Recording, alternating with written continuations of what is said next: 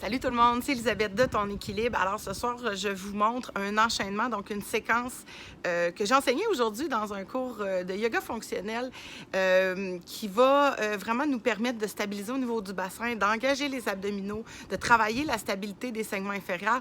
Puis je vous dis, c'est vraiment gagnant, des séquences de même, tous les gens en raffolent. Et donc je vous montre ça à l'instant. L'enchaînement, il en est un unipodal. Donc, simplement, ce que ça veut dire, c'est qu'on est en appui sur une jambe. Fait que si je pars mon enchaînement avec une jambe, par exemple, à 90 degrés, souvent les gens vont remarquer une tension au niveau de la jambe. Fait que ça voudra dire qu'on veut vraiment une petite bascule du bassin, donc rétroversion du bassin, dans laquelle je vais vraiment travailler le gainage au niveau de la taille. Okay? Alors, ça peut être un petit peu plus haut, mais plus vous allez descendre la jambe, par exemple, plus il y aura cette tension-là pour la plupart qui va se manifester s'il n'y a pas de bascule du bassin. Donc, alors à partir d'ici, ce que je vais vouloir, c'est d'être stable dès le départ. Donc, recommandation première pour se stabiliser, c'est de ramener les mains en notre centre. Et si je vous dis, par exemple, je veux passer la jambe derrière, et là, c'est autant la jambe que le haut du corps qui devient dans un même axe. Et je vais imaginer que j'ai une flaque d'eau derrière, puis je vais venir tremper mon orteil, mon gros orteil dedans, sans déposer nécessairement le pied.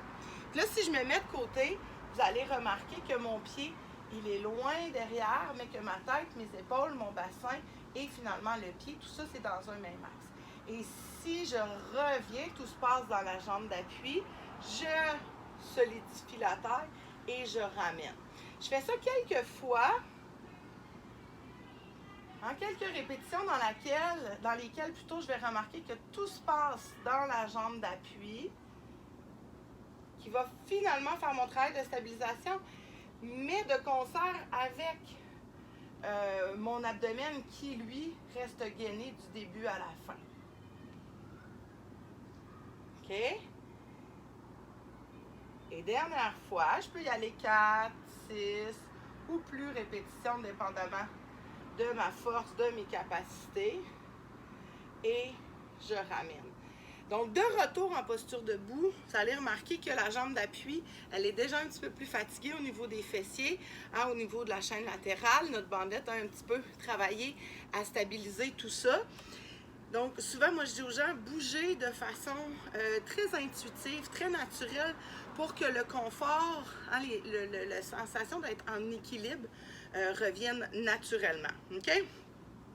Donc, cet enchaînement-là, évidemment, que j'observe la symétrie et que je le fais de l'autre côté, mais je vais aussi lui greffer une variation de côté. OK? Là, j'espère que je m'en fâcherai pas dans mon meuble de patio. Si je fais la même chose, mais je passe en rotation, puis je m'en vais dans une forme croisée, voyez ce que ça donne. Donc, je vais venir ouvrir, puis là, ben, je me suis quand même... j'ai quand même validé que mes hanches étaient carrées vers l'avant, que j'étais stable. Je peux ajouter de la stabilité avec les mains en mon centre. Puis là, je vais venir ouvrir, je vais venir passer derrière. Vous voyez, mon tronc, hein, mon bassin ne bouge pas. Puis je vais venir porter mon gros orteil hein, dans l'espèce de flaque d'eau imaginaire qu'il y a quelque part de côté derrière moi. Puis je vais venir défaire ça. Alors, vous avez vu que mon genou n'a pas bougé.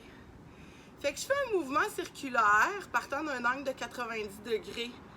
Puis je m'en vais faire saucette derrière. Puis là, je pourrais aller plus bas, puis je pourrais même tester puis venir toucher au sol. Puis je ramène. Puis je fais ça encore 2 fois.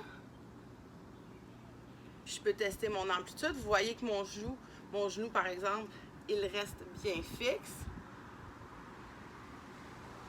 Et dernière fois, plus c'est lent, évidemment, plus ça va demander force et contrôle. C'est là que quand on pratique dehors, on se rend compte que le vent hein, devient un impondérable qui nous met au défi. Et là, ben, la même chose. Au retour de cet enchaînement-là, j'ai peut-être besoin de bouger, de me secouer un petit peu les puces pour rétablir l'équilibre. Alors là, je vous l'ai montré d'un côté. Moi, celle-ci, c'est ma jambe forte. Mon genou, lui, il est blessé. Fait que vous voyez la différence. Si je commence par mon premier enchaînement, hein, on gaine ça, on met notre paire de jeans trop serrée. On prend juste un petit moment pour s'assurer que notre base, elle est stable. OK? Fait que si vous partez sur une base qui est un petit peu chambranlante, c'est sûr que le reste de l'enchaînement va être plus difficile.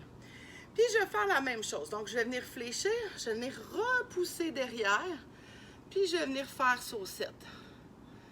Fait que là, vous voyez, mes épaules restent carrées, mes hanches aussi. Puis je reviens, je ramène. Je fais la même chose, je vais vous le montrer de côté pour poursuivre, pour vraiment que vous remarquiez l'alignement du corps dans lequel, évidemment, je tiens à préserver l'intégrité de la colonne par un bon gainage aussi. Alors là, il y a un travail de proprioception, il y a un défi de concentration aussi qui va être facilité si je me fixe un point au devant ou au sol. Puis dernière fois, c'est vraiment un transfert. Puis quelqu'un qui voudrait aller plus loin, mais pour aller toucher au sol ou vraiment fléchir davantage. Puis je relâche. Je ramène, j'ai besoin de bouger. Puis si vous le testez à la maison, bien, je vous le dis, là, la chaleur remonte assez rapidement. Vous savez que travailler les bases, les masses musculaires des segments inférieurs, c'est une stratégie très payante puisque c'est le siège de notre métabolisme. Parce que ce sont des gros muscles, ce sont des muscles qui sont très énergivores. Alors, je fais le même enchaînement. De l'autre côté, je me stabilise, je mets ma paire de jeans trop serrée, puis je viens faire la même chose. Donc si je vous dis, belle rondeur, on passe derrière en ouverture. On s'est assuré que notre base, elle était stable. Vous voyez mon genou, ça c'est mon genou blessé, là. Beaucoup plus difficile à stabiliser. Et donc, c'est de dire que puisque c'est difficile, j'en ai besoin.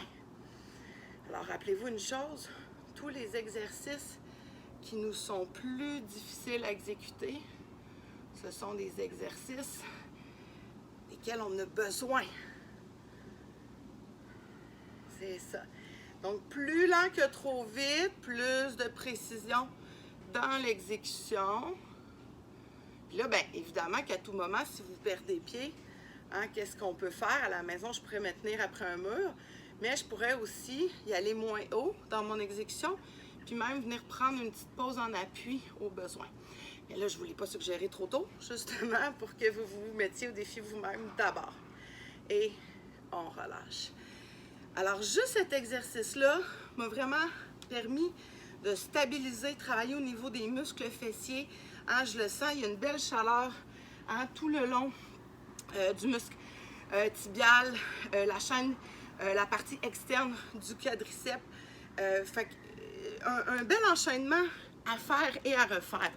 Fait que testez-le, commentez et je vous invite vraiment à me partager vos commentaires sur ce que ça a donné pour vous.